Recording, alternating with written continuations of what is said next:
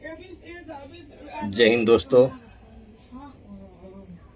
मैं भूतपूर्व सैनिक मुकेश कुमार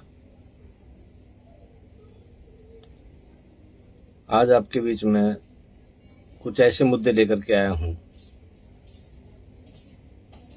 जिसका जवाब मैं देश के प्रधानमंत्री, तीनों सेना के प्रमुखों से नहीं लेना चाहता।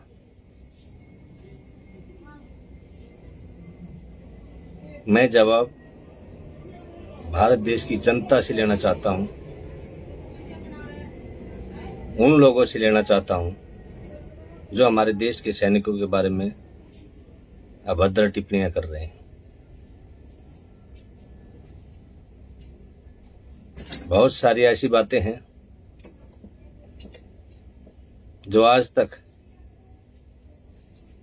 कभी भविष्य में पहले नहीं हुई, लेकिन आज हो रही है।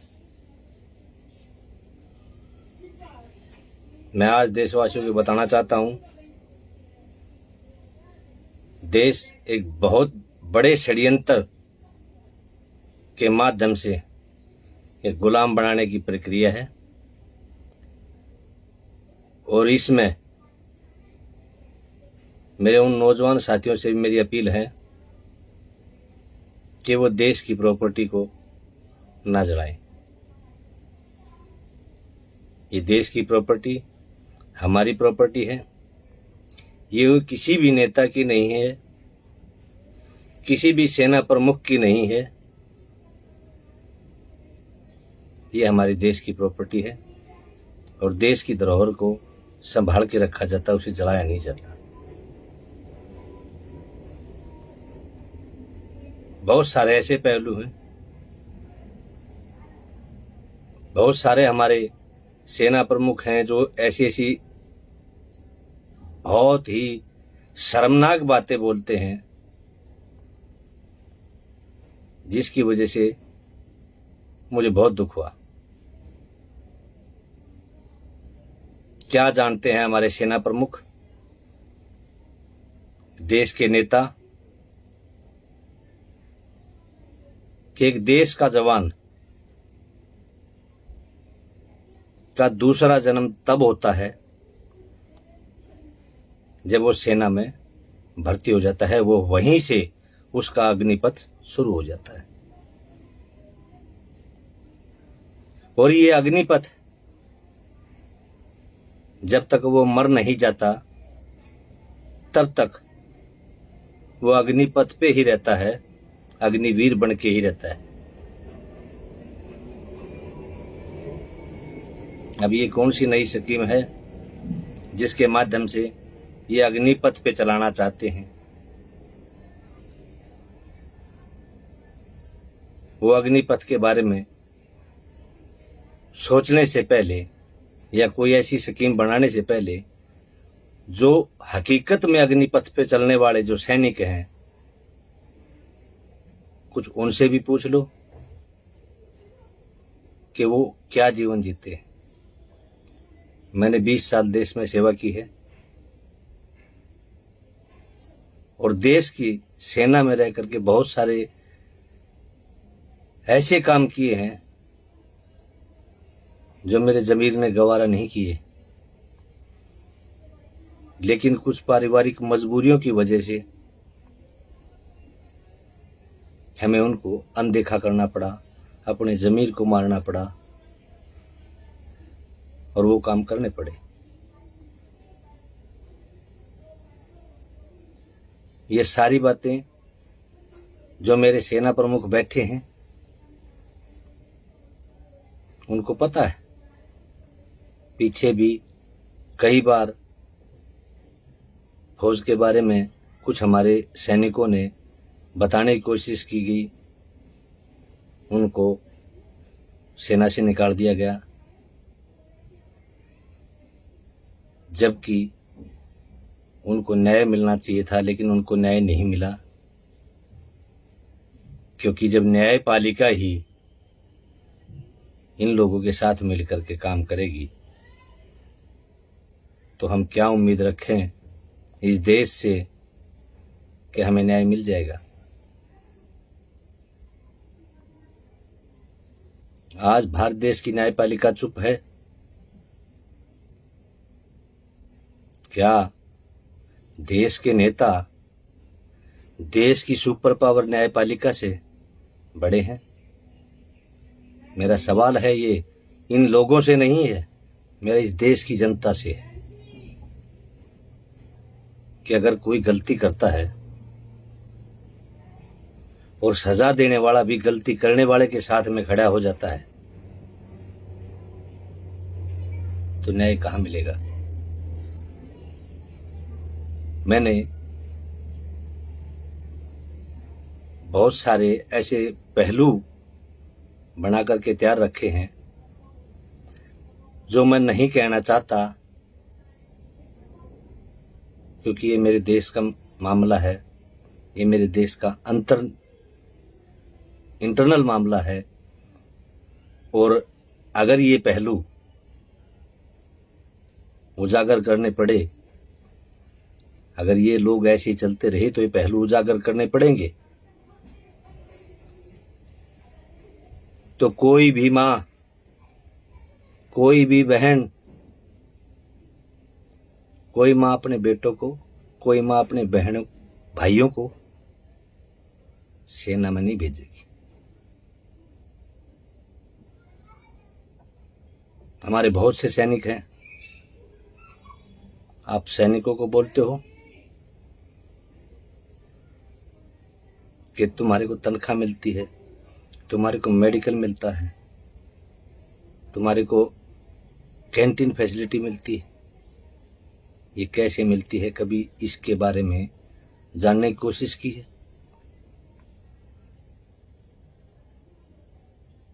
क्योंकि तुम लोग जो मेरे देश के नागरिक हैं, मैं उनसे पूछ रहा हूं,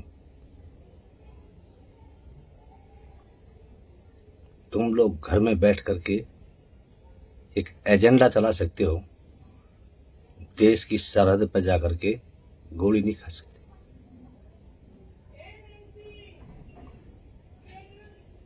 बहुत सारे हमारे जनरल हैं जो रिटायर हो चुके हैं, जिनका तजुर्बा है।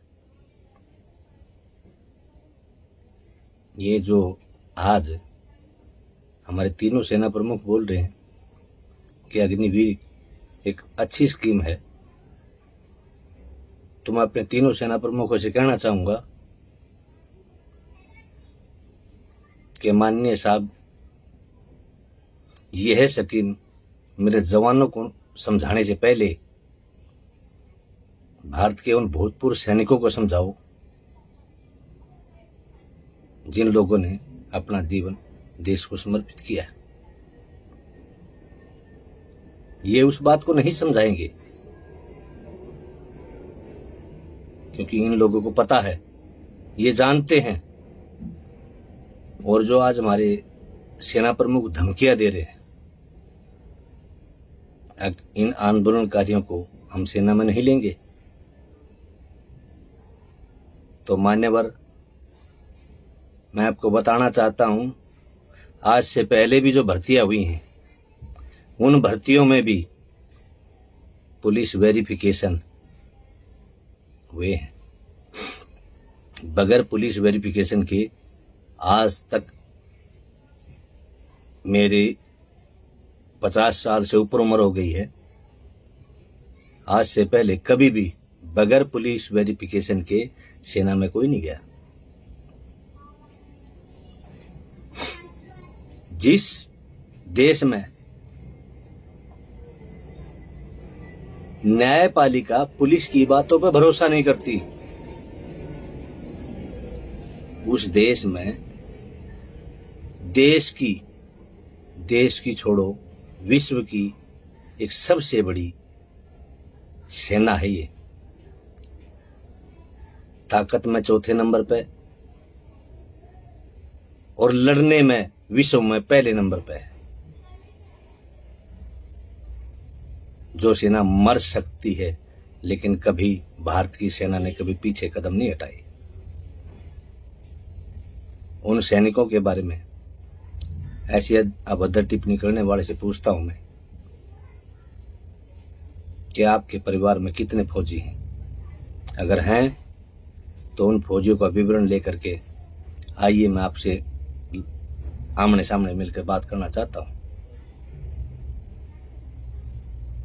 मैंने एक 2-4 पेज की कुछ तथ्य बनाए हुए हैं जिसमें लिखा हुआ है फौजियों का दर्द क्या होता है। अभी तक वो सामने इसलिए नहीं लाया गया था क्योंकि ये मेरी देश की सुरक्षा का मामला था, लेकिन जब आज देश की सुरक्षा खतरे में है तब मुझे आपके बीच में आना पड़ा।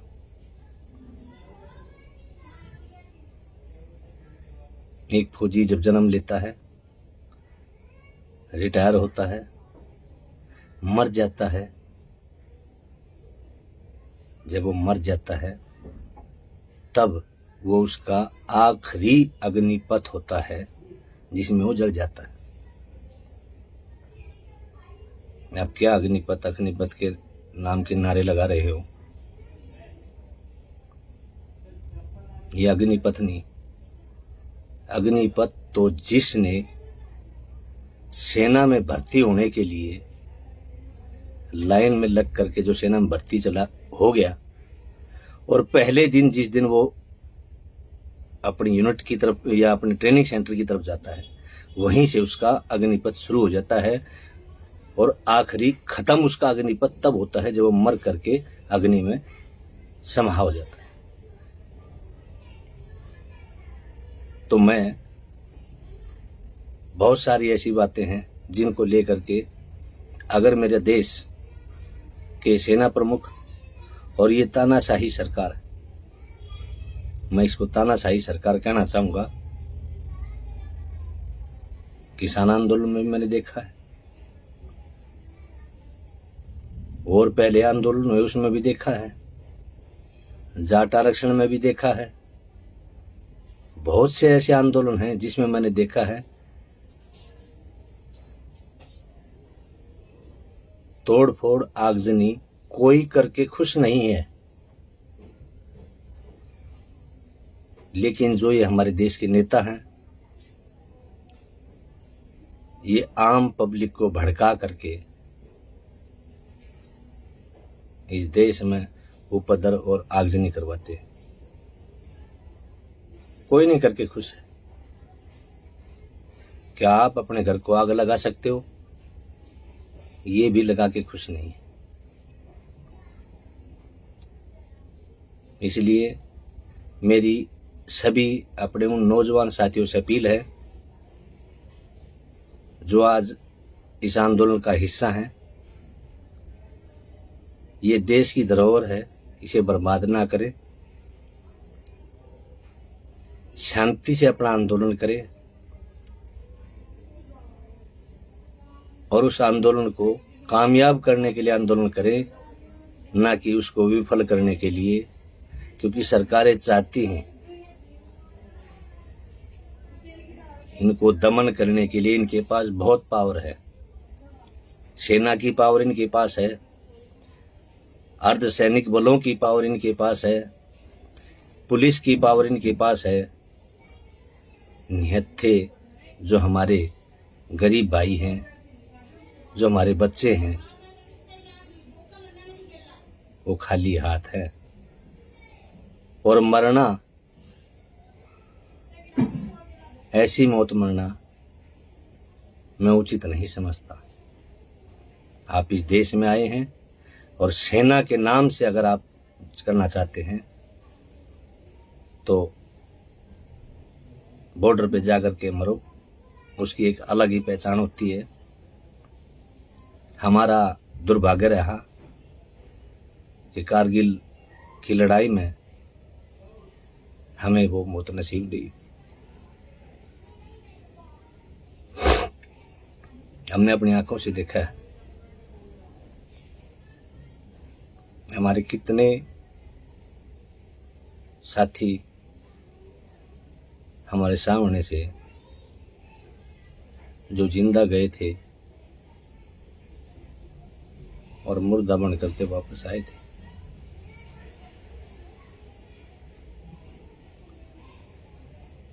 क्या है एक फौजी का दर्द। अगर मैं लेकर के आपके बीच में आऊंगा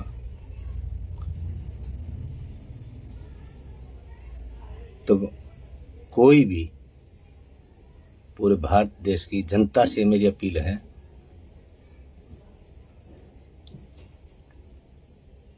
अगर उस दर्द को समझो।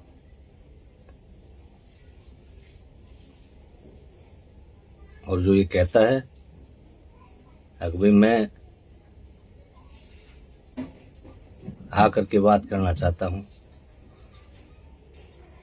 उसका मैं तहे दिल से स्वागत करूंगा।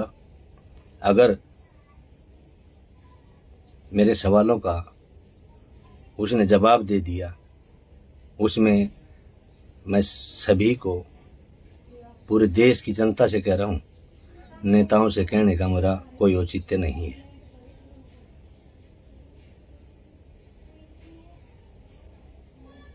तो अगर उन लोगों ने मेरी बात का जवाब दे दिया तो मैं नहीं, जो ये आज नौजवान हमारे बच्चे जो रोडों पे हैं, ये घर चले जाएंगे और फिर कभी भूल करके भी सेना के बारे में नहीं सोचेंगे। तो इसलिए मेरी फिर दोबारा यही अपील है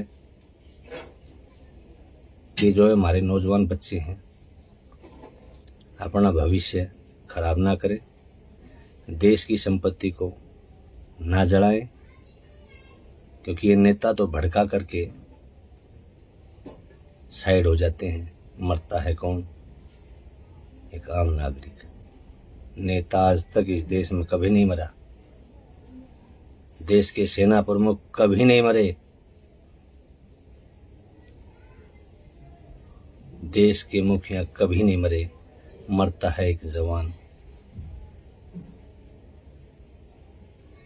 तो मेरी आपसे फिर यही अपील है, मैं आपके बीच में बहुत जल्द आने वाला हूं। थोड़ा सा शारीरिक प्रॉब्लम होने की वजह से चलने फिरने में थोड़ी तकलीफ हो रही है, इस वजह से मैं आपके बीच में नहीं आ रहा।